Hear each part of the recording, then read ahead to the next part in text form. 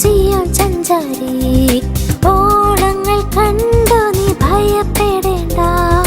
കാറ്റിനെയും കടലിനെയും നിയന്ത്രിപ്പാൻ കഴിവുള്ളോൻ പടകിലുണ്ട്.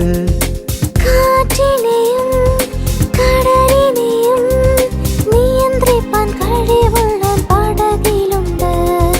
അക്കരയ്ക്കു യാത്ര ചെയ്യും സിയോൻ സഞ്ചാരി, ഓളങ്ങൾ കണ്ടു നീ ഭയപ്പെടേണ്ട.